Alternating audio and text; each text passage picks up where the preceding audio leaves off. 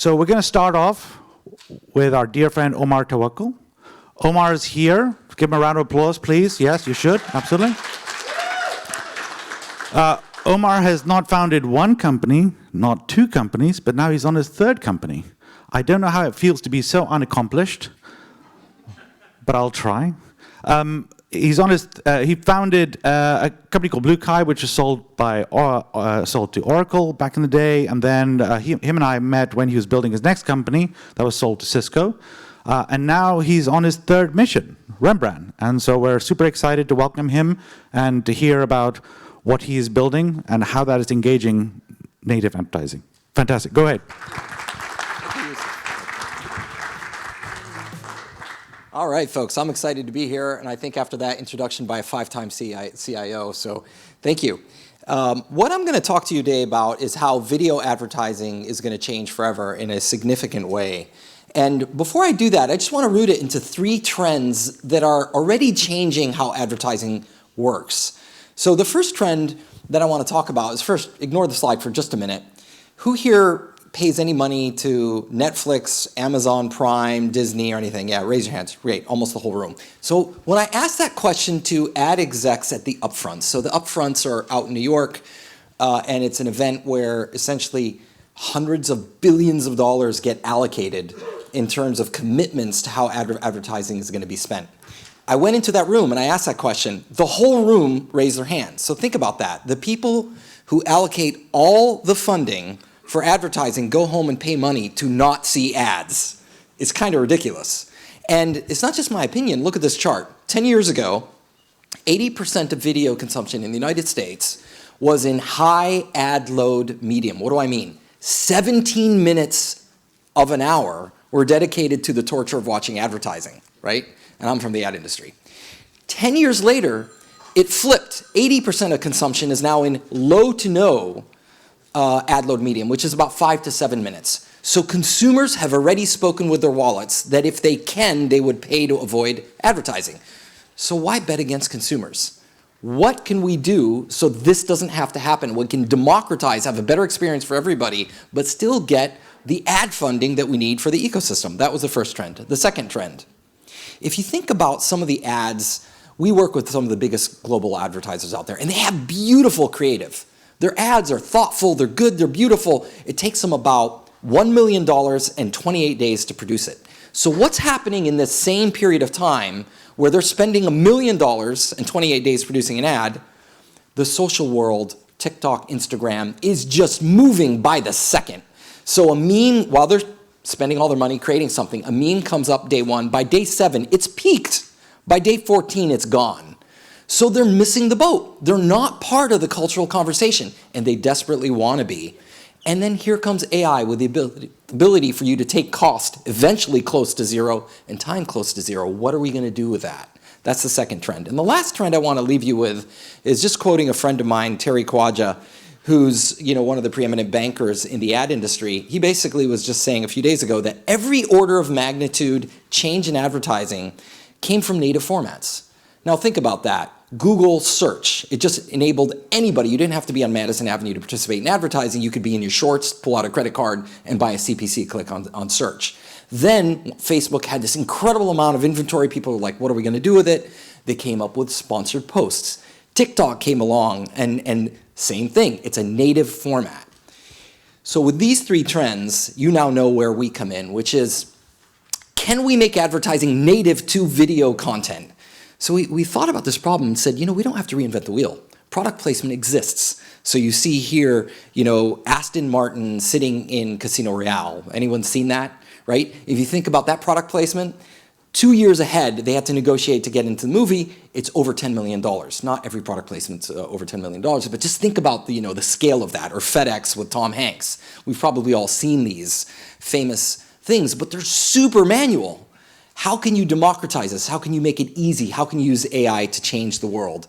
So what we're doing is, as a mission, is we're going to turn really relevant, culturally relevant content and native opportunities into your best performing advertising. And we do this in 2 ways. The first is in-content advertising. Using AI, we can take any object, a branded object, and stick it inside of a TV show. We started out with creators on TikTok and on YouTube. Now we do some of the TV shows and movies that you see all over the place. And then the second part of the spectrum, which I'll get to in the second half, is all about taking great content that is good trending social content and within minutes turn it into an ad that you can run globally anywhere on TV, again, using technology and in minutes, not manually. So that's how we're able to tie all of this together to finally move at the speed of culture. Let's look at what this looks like.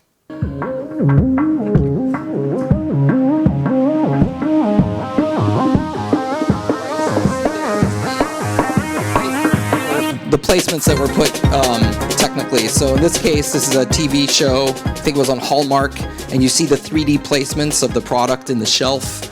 Here you'll see Moyen Chandon placed on the table.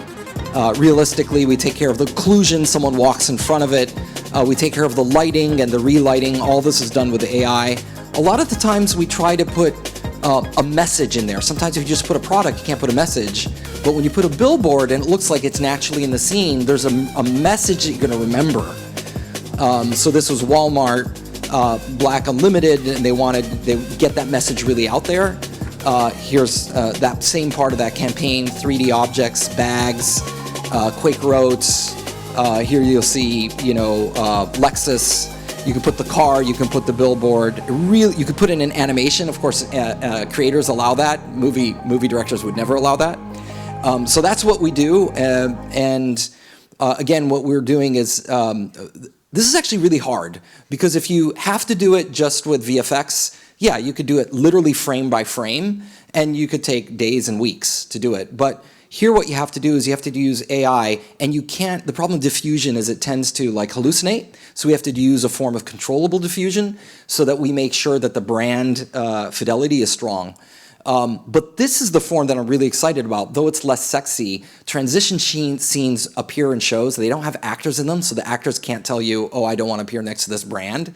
And these scenes last sometimes 3 to 5 seconds, and there's nothing in the scene other than the cityscape. And so you remember the message. In this case, it's Macy's and Prada. And you don't skip because it's not an ad, and this stuff performs really, really well. Recently, we bought a company without any actually dilution. We did this with cash, and we're able to get an incredible amount of the biggest publisher deals in the country. So now we work with some of the largest TV studios, and so that's really expanded our reach. The second half of what we do is that we notice that there is a type of advertising that is not an ad, and that's a trailer, right?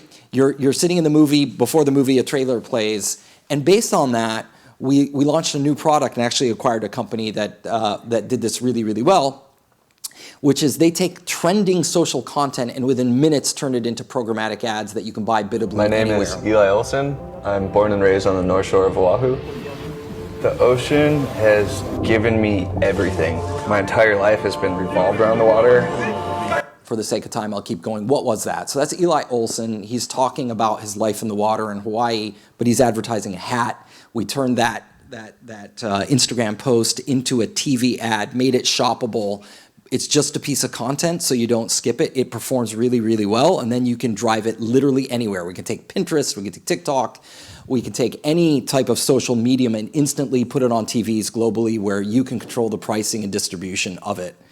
And the results of both the in-content advertising and this form of content turned into an ad are incredibly powerful. For the sake of time, I'm going through this really fast. So where are we as a company? We started 2.5 years ago. We now work with 7 out of the 10 largest digital and social brand advertisers in the United States. We work with a total of 3,000 advertisers, and we're distributed everywhere. DoubleClick just yesterday announced a new capability where you can take our stuff and run it on DV360, and it will also be for the first time available inside of YouTube. So you'll be able to take a TikTok video that's a trending piece of TikTok content, all of a sudden buy it through DV360 and distribute it on YouTube. So it's pretty interesting.